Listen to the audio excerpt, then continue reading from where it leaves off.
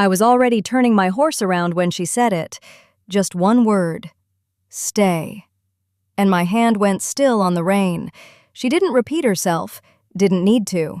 The word hung there like smoke in cold air, visible, unmistakable, impossible to take back.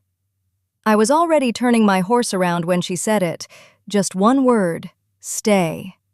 Now, before we go any further, I need you to understand something about the man on that horse, because a word like that doesn't land the same on every man.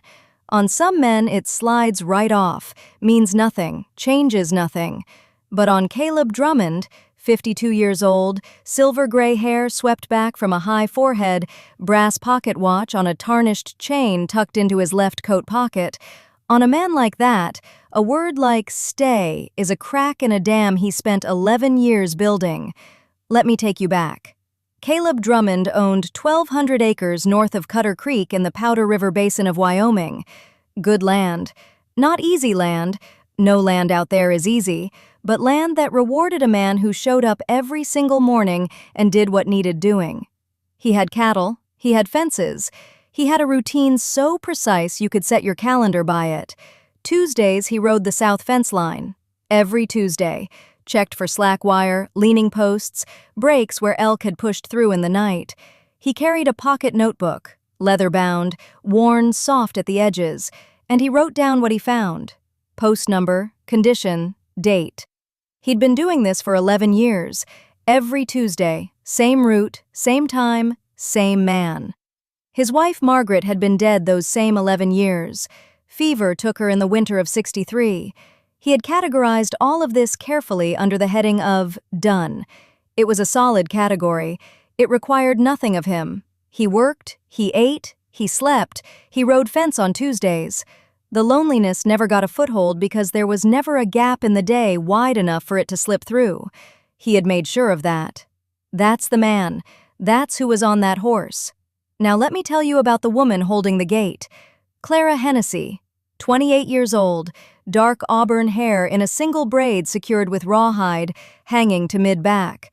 Gray-green eyes steady as creekstone. A brass thimble on a leather cord around her neck, worn outside the collar of a faded indigo work dress. Her husband James had drowned crossing the Powder River 14 months prior. The river took him in June. By July, she was alone on 320 acres with a leaning cabin, a corral that lost 2 rails to August wind, and a property tax bill of $47 due the following March. She sold 3 calves at $9 each, $27. She baked pies, wine sap apple, lattice top, and sold them in town at 75 cents apiece. She replaced fence posts one at a time, digging each hole by hand in soil that was halfite, soil that fought the shovel, that closed back around the blade, that required you to dig the same hole twice because the walls collapsed inward overnight. She did not ask for help. She did not mention difficulty. When neighbors asked how she was managing, she said 2 words. I'm managing. The town had opinions. The town always has opinions.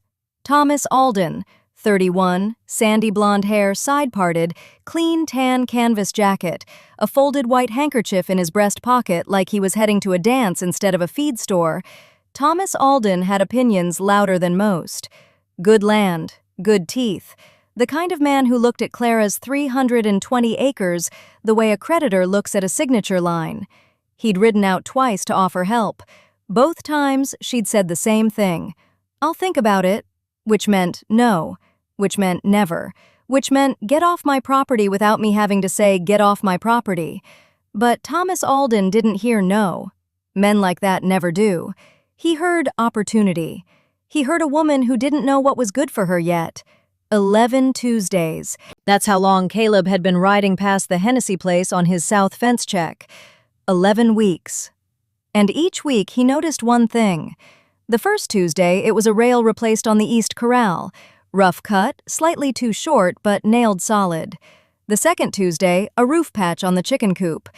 Tar paper and salvaged tin, edges weighted with creek rock. The fifth Tuesday, a cord of wood stacked against the cabin's north wall. Stacked unevenly, leaning slightly east, but stacked. Every Tuesday, one more piece of evidence that this woman was fighting her land alone and refusing to lose. He noted these things. He did not stop. He was checking fence. He had a system. The 12th Tuesday, that October afternoon, the corral gate was off its top hinge. The post had shifted 2 inches east in the clay, enough to drop the gate rail, enough to make it drag.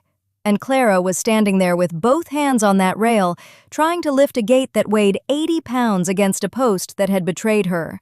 The freckles scattered across the bridge of her nose were vivid in the cold. Her breath came in short clouds. Her boots were planted wide in the mud. Caleb pulled up his horse. The animal's breath made its own smoke in that October air. He sat there. His pale blue eyes took in the post, the angle, the shifted clay beneath it. And before he could stop himself, the words came out. "A woman like you shouldn't be out here alone." He meant the gate. He meant December coming. He meant 11 Tuesdays of silence, while something in his chest quietly rearranged itself without permission. She looked at him, her hands still on the rail, gray-green eyes level. The distance between them was maybe 20 feet, the width of the corral fence, the width of the road, the width of 11 years of organized solitude. Dust hung motionless.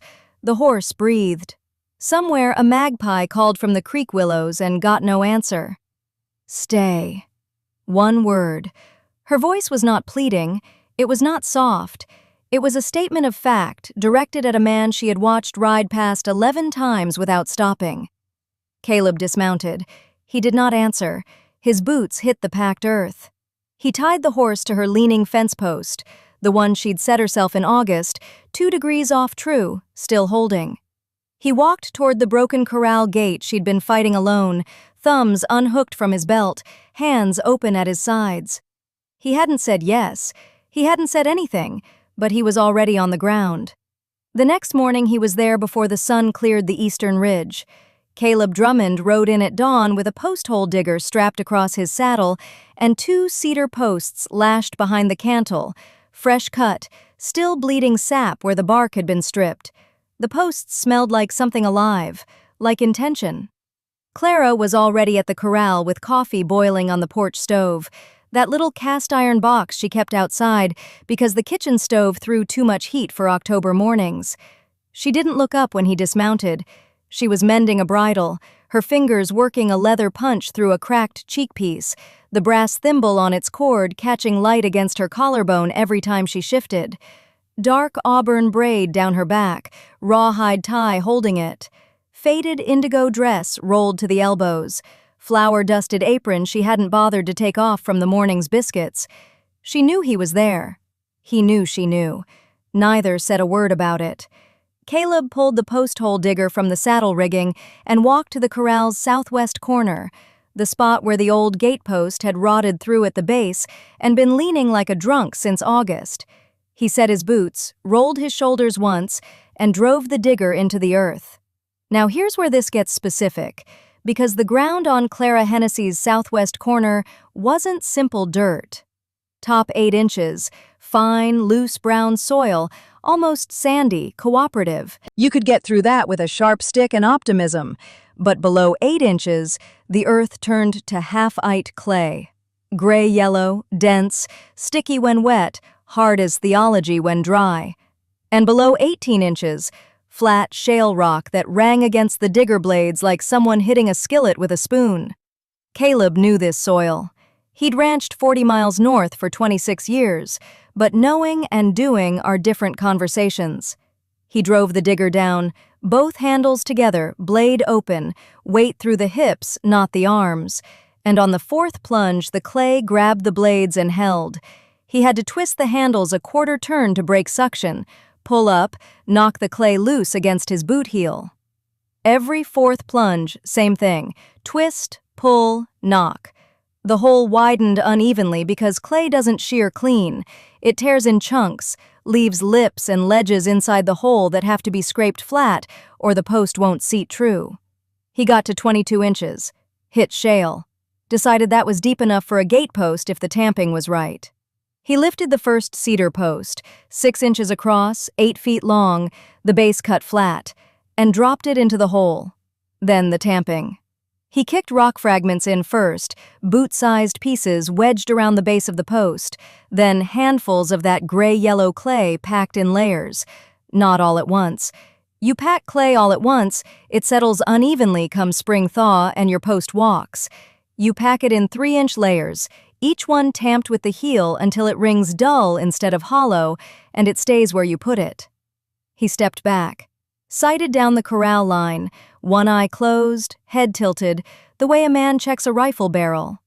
20 minutes Clara had watched from the rail. 20 minutes she'd said nothing, hands working the bridle leather, the punch clicking through.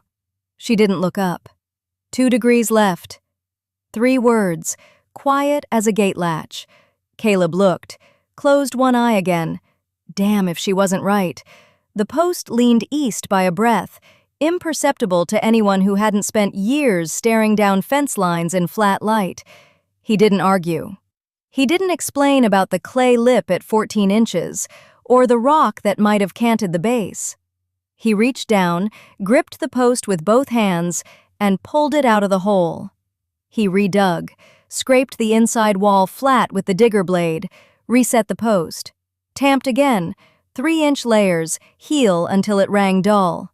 Stepped back, sighted, straight. The second post went in correct the first time. He checked the angle 3 times before tamping, once from the corral line, once from the perpendicular, once with his palm flat against the face of the post, feeling for the plumb in his bones. He hung the gate on hand-forged strap hinges. It swung clean, no drag, no scrape, the weight balanced on the pin so it moved with a finger's push. Clara walked over, tested it. Open, close. Latch dropped into the keeper with a sound like a period at the end of a sentence. She nodded once. That nod. I want you to understand what that nod cost her. That nod was Clara Hennessy admitting another person had done competent work on her land.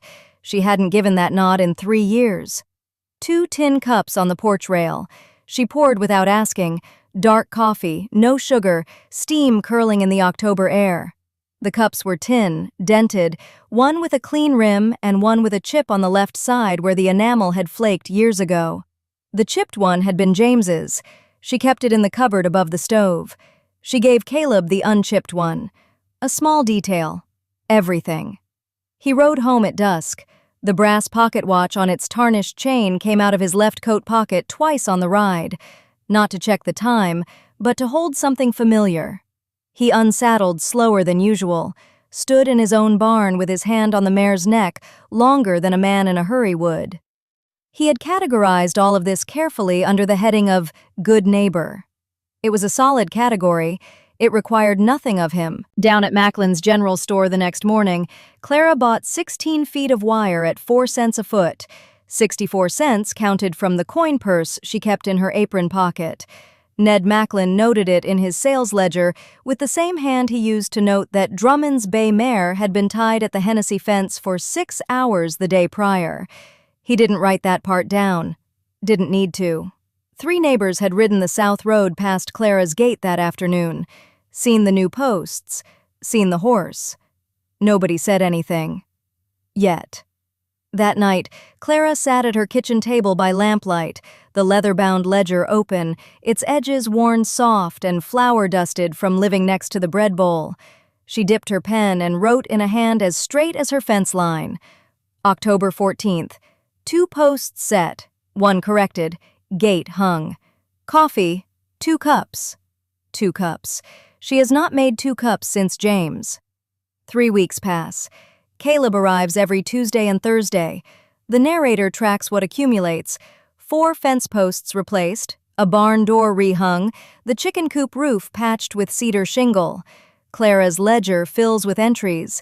And on the morning of the 3rd Tuesday, Clara Hennessy stands in her kitchen with her sleeves rolled to the elbow and her flour-dusted canvas apron tied at the waist, and she makes a pie. Now, let me tell you how she makes it. She takes butter from the cold box. Not cool butter, cold butter, the kind that resists the knife. She cuts it into the flour with 2 knives, one in each hand, crossing them like scissors through the bowl until the mixture looks like rough gravel. Not sand, not meal, gravel. You can still see the butter in pale, irregular pieces the size of small peas, and that is exactly right. She adds ice water 1 tablespoon at a time, mixing with a fork after each one, pressing the dough against the side of the bowl to test whether it holds. 4 tablespoons? 5. It just barely clings. She wraps it in cloth and sets it back in the cold box while she deals with the apples. Wine saps. She peels them with a paring knife in long, continuous spirals, the skin dropping in red ribbons against the scarred wood table. Then she cores them, slices each quarter into pieces a 1/4 inch thin, not thicker. Thicker, and they won't soften through. She learned this the hard way years ago in a different kitchen. The lattice she weaves, over, under, over. Each strip laid perpendicular, the cross strips folded back, the new strip placed, the folds returned. It is not decoration. It lets steam escape so the bottom crust stays firm. She brushes the top with cream, not milk, cream, and dusts it with raw sugar that catches light like coarse salt. Her stove has a dead spot at the rear left. The first pie she ever baked in this kitchen burned there, the crust gone black in a crescent along one edge while the front stayed pale. She learned. Now she rotates the tin twice during baking, a 1/4 turn at 20 minutes, another at 35. The pie comes out even, golden, the lattice bronzed, the sugar crystallized in small, bright points. She cuts 1 slice, wraps it in cloth, carries it outside and sets it on the fence post where Caleb ties his horse. She does not watch from the window to see if he finds it. She goes back inside and mends a harness strap, working a leather awl through the dry hide, threading waxed cord with steady fingers. The brass thimble on its leather cord catches against her collar as she bends over the work. But she hears his horse arrive. She hears the creak of the gate. She hears the pause, that small silence between a man dismounting and a man walking forward. She hears him ride to the barn without comment. The next Thursday, a biscuit in cloth on the same post. The Thursday after, nothing. The Thursday after that, 2 slices, still warm, the cloth damp with steam. If it were predictable, it would be a duty. She kept it unpredictable so it remained a choice. Now, on a Sunday after the community gathering, a different horse appears at Clara's porch. Newer saddle, brushed coat, polished tack. Thomas Alden. 31 years old, sandy blonde hair clean and side-parted, a folded white handkerchief in his tan canvas jacket pocket. Good land adjacent to Clara's, 320 acres of creek-fed bottomland his father left him, debt-free. Clean boots, the kind of man who looks like he was assembled from a catalog of reasonable choices. He brings a proposal. He'll buy her 20 acres along the creek for a fair price, $3 an acre, which is above market. $60. It would solve her tax payment with $13 to spare. He is not unkind. He is patient. He has good teeth and steady income, and the particular confidence of a man who has never once worried whether his fence posts would hold through winter because he pays someone else to set them. It's a fair offer, Clara, more than fair. The narrator notes, he was everything a practical woman should want. Clara thanked him and said she'd think about it. 5 words, no argument, no invitation to stay. Thomas Alden tipped his hat and rode home on his brushed horse and probably felt the visit had gone well. It hadn't, but he wouldn't know that for months. Tuesday, Caleb rides the south road toward Clara's gate. He sees Thomas Alden's horse tied at Clara's porch, the newer saddle, the polished tack. He knows that horse the way every man in the county knows every other man's horse. He does not stop. He rides past. His pale blue eyes stay fixed on the road ahead, and the brass pocket watch on its tarnished chain swings once against his coat as the horse shifts gait. That night, he splits wood until midnight by lantern light. The wood is green cottonwood, the worst possible choice for splitting. Green cottonwood fights the axe. The grain twists in long spirals through the heartwood, and the maul must follow the twist or bind halfway through. The sound is different from seasoned pine, not that clean crack, but a wet, reluctant tearing. The fibers separate in strings. He sets each round on the block, reads the grain by lantern glow, finds the twist, places the maul's edge along it, and drives down. The halves fall apart, heavy and damp. He stacks them against the barn wall where wind will reach them. He splits far more than he needs. He does not ask himself why. Friday. Ruth Ames appears at Clara's door, uninvited, carrying a jar of blackberry preserves. She is slight and wiry, white hair pinned in a tight bun at the crown, her carved walking stick dark with age and oil gripped in her left hand. The small, wire-rimmed spectacles perch low on her nose. She sits at the kitchen table, accepts coffee, looks at the 2 cups drying on the rack, one for Clara, one that has no name yet, and the tiny dark freckle on her left cheekbone catches the afternoon light as she tilts her head. She hasn't made 2 cups since James. She does not say who told her. She does not need to. November came in like a blade drawn slow across the land. Frost on the water trough at dawn. Not a dusting, a sheet, thick enough Clara had to crack it with the heel of her boot. The grass had gone from gold to gray in the span of a week, and the first ice on the creek formed in thin plates along the edges where the current couldn't reach. Everything tightening, everything preparing to be tested. Caleb arrived that Monday with 6 cedar posts in his wagon bed. Not 2, 6. He did not explain why 6. He climbed down, unhitched, and stood looking at the barn's south wall with his thumbs hooked into his belt, that military straight spine silhouetted against a sky the color of old tin. The brass pocket watch on its tarnished chain caught a sliver of pale morning light as he turned. Clara was already there with the pry bar. 2 boards at the base of the south wall had rotted through. Not surface rot. Deep. The kind that crumbles between your fingers like wet paper. The kind that lets wind in at ground level, where it curls upward and steals heat from the animals. She'd known since September, had been waiting for the right wood to replace them. They worked without preamble. Caleb braced the framing from inside, while Clara drove the flat end of the pry bar behind the first rotten board. Pine, old growth, 20 years seasoned, and now 20 years past useful. It came away in strips, soft as cork, releasing a smell like wet earth and something sour underneath. The second board fought harder. The nails had rusted into the framing and fused there, and she had to work the bar in at an angle, prying in 1/4-inch increments, the wood groaning and splitting around the nail heads rather than releasing them.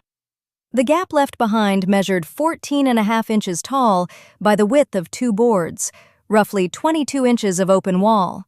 Cold air poured through it like water through a sieve. Caleb had salvaged planks from a collapsed outbuilding on his own property. Decent pine, but green, cut maybe 4 months prior. And here was the problem.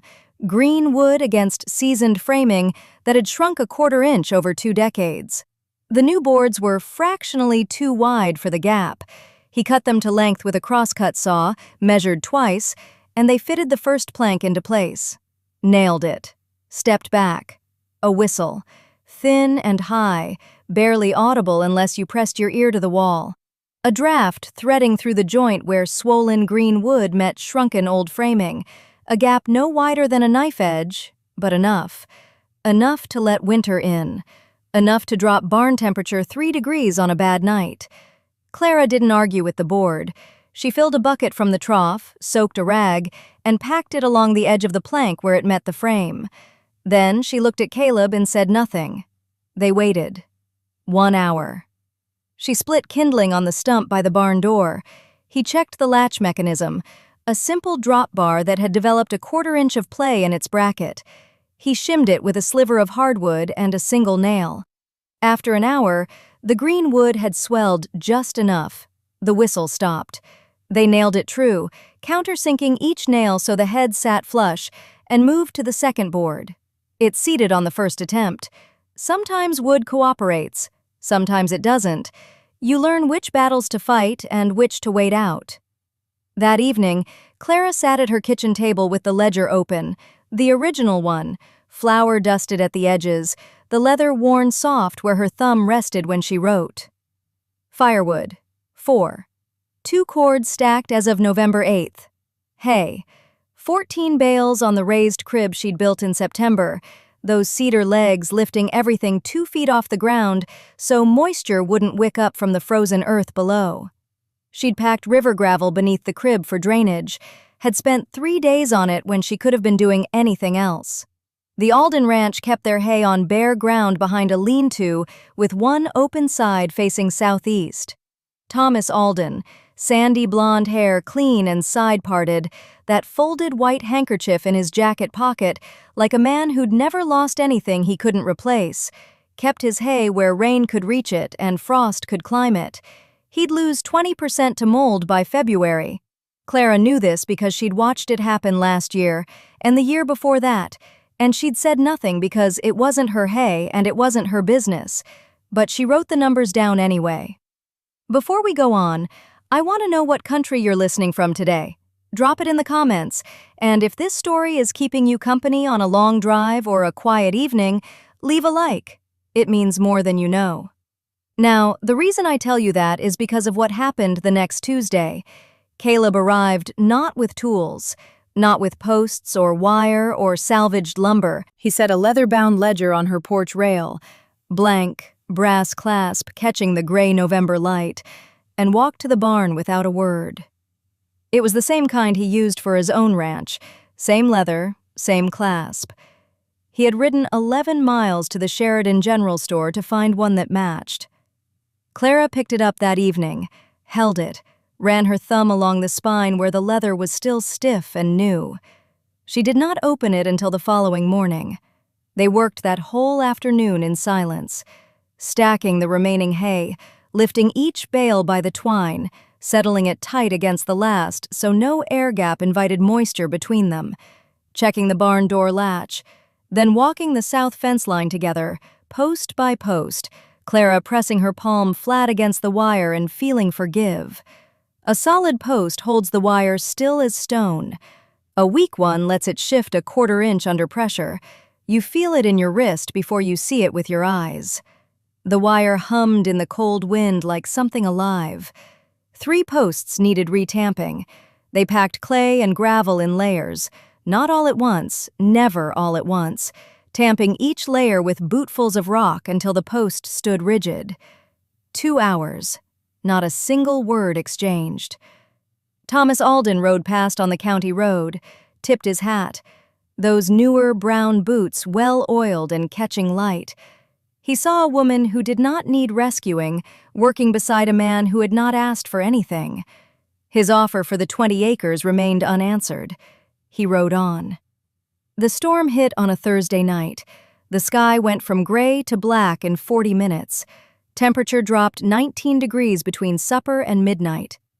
Clara stood at her window watching the first horizontal snow, not falling, driven, white streaks like scratches against the dark. Her ledger lay open on the table. Firewood, 4. 2 cords stacked. Hay, 14 bales on raised crib. Barn temp, to be measured. She had prepared.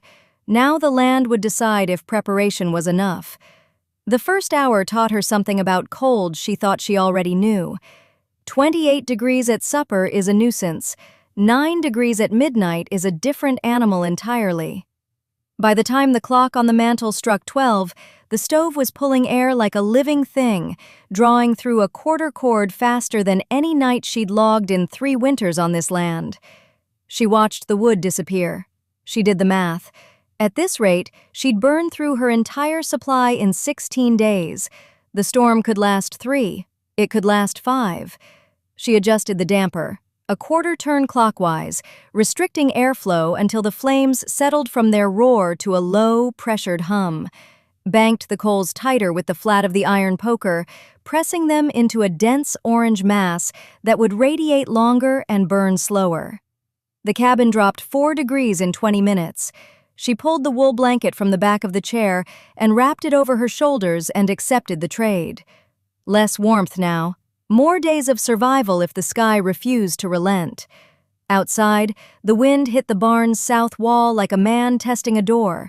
She listened for it, the whistle, the thin shriek of air finding gaps between boards.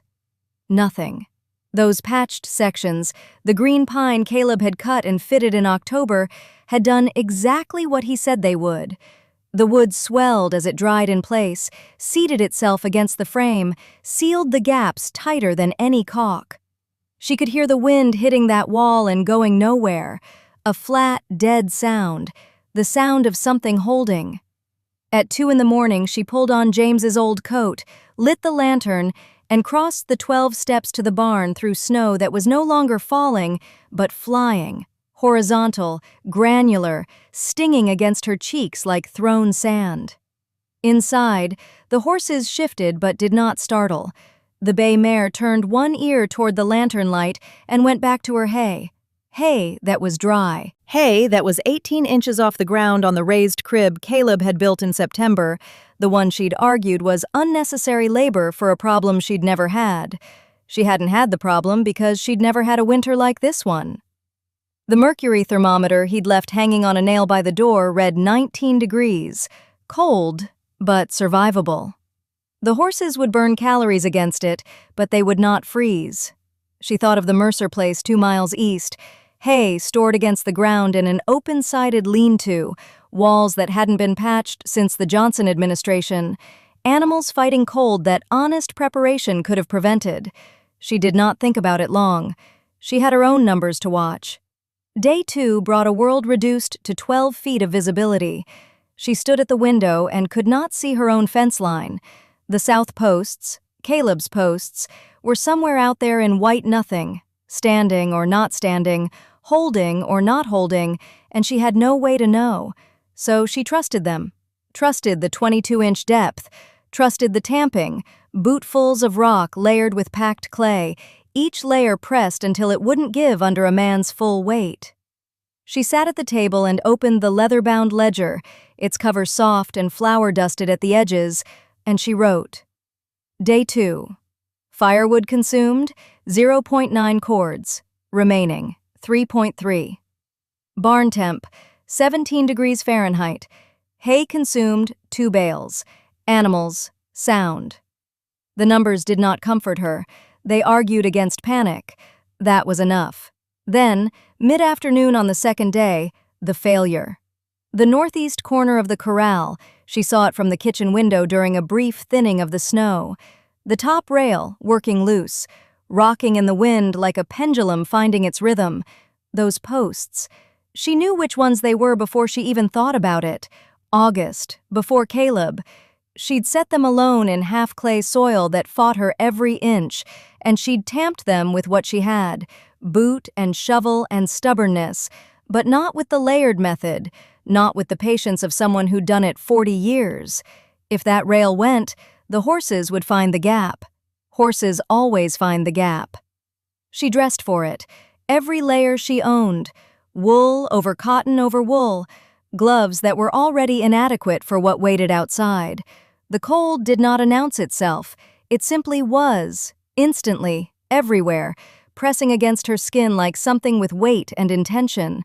Her fingers went numb in 4 minutes. She counted. She pulled the right glove off with her teeth to find the notch where the rail seated into the post. You cannot feel a 1/4-inch groove through leather, and her bare skin touched wood that burned like iron left in coals. 30 seconds. She found the notch, reseated the rail, pulled a nail from her coat pocket and drove it by feel alone, 2 strikes with the hammer she'd carried in her left hand. The rail held. She got inside with fingertips white as candle wax and held them over the stove until the pain came back. In the ledger she wrote, N-eat corner held, barely. Note, reset those posts in spring. Caleb's posts did not move. Day 3. The wind diminished to something merely relentless. Snow continued. She rationed, half a log less per hour, bean broth with the last strips of dried beef torn small to stretch the flavor. The cabin creaked around her like a ship at sea. The stove metal ticked as it cooled between feedings. Her pencil scratched across the ledger page, the only human sound in a world gone silent beneath white. She had spoken to no one in 3 days. She had not needed to. The land had asked its question. Her preparation had answered. Dawn of the fourth day arrived without sound. The wind simply stopped. Clara opened her cabin door to a world buried in white and silent as a held breath. Every fence post along the south line was standing, every one. She counted them from the porch. 14 posts, not one shifted. And there, at the far end of the corral, half buried in a drift, a figure in a dark brown wool coat, tying off a loose rail that must have worked free in the night. Fresh boot prints in snow that had stopped falling an hour ago. His horse, steaming, tied at the post where she left Pie. He had ridden 5 miles in the last of the storm. He had been here since before dawn. She did not call out to him. She put the kettle on. 2 cups. She carried 2 tin cups of coffee to the corral fence where he was brushing snow from the top rail with the flat of his forearm. Steam rose from both cups in the still morning air. She handed him the one with the chip on the rim. James's cup. The cup that had sat on the second hook beside the stove for 11 years, unused, gathering a fine film of dust that she wiped away every spring cleaning but never moved to a different hook. Never put in the box for the church charity. Never broke. Just left it there, on its hook, like a man might come back for it. Clara did not explain. Her gray-green eyes held steady on the south fence line when she handed it over. The brass thimble on its leather cord caught the early light at her collar. Caleb took the cup without looking at which one he held. He drank. His pale blue eyes were fixed somewhere past the corral, toward the creek where the ice had sealed the water silent. Ruth Ames would have noticed. Ruth Ames would have seen exactly which cup passed between those hands. Ruth Ames was not here. But I am, and I am telling you, that cup carried 11 years of empty mornings in its weight. Clara Hennessy gave it away like it was nothing. It was everything. 3 days after the storm broke, Thomas Alden rode up the South Road on that well-fed bay of his. Clean tan jacket, folded white handkerchief still pressed in the breast pocket like he was riding to a Sunday social instead of surveying damage. He sat his horse at the edge of Clara's property line and looked. He tested a fence post with his hand, pressed his palm flat against the wire the way you test tension, feeling for give, feeling for that slight bow that means the post has shifted at the base. It didn't give, not a quarter inch. He looked at the barn. No damage. He looked at the hay crib, raised 18 inches on that frame of cedar and rock, and the hay was dry, golden, ready for February. Then he looked at Caleb standing by the corral with a tin cup in his broad hand, silver-gray hair catching the weak December sun, that dark brown wool coat dusted with snow at the shoulders. Thomas Alden nodded once. One nod. That was it. The town's verdict delivered from horseback by a man who had offered 20 acres and been answered with silence. He turned the bay and rode back down the South Road without a word about the 20 acres, without a word about anything. The small, pale birthmark under his right jaw caught the light as he turned. He rode well. He always had. But riding well doesn't build a damn thing. A county livestock inspector came through in December. Lean fellow with a canvas satchel and a book of his own. He checked fence tension on 3 sections, pressed the wire, sighted down the posts, tested a brace with his boot. He read Clara's ledger, ran his finger down the columns. Hay fed, wood consumed, temperatures morning and evening. He counted her cattle. All 12, healthy, coats thick, ribs invisible under good weight. He noted the raised hay crib in his own book. He did not praise. He wrote, Hennessy, 12 head, healthy. Fencing, sound. Feed, adequate through February. He tipped his hat. He moved on to the next property. His assessment carried weight because it was earned, not given, not argued for, written in a book by a man whose only job was facts. If this story has kept you company today, on a drive, during chores, wherever you are, that like button is right there. It tells me to keep making these, and I genuinely want to know. Drop a comment. Tell me what you'd have done. Would you have stayed? Now, what happened next was in January, and it was the quietest thing in this whole story. They stood by the creek.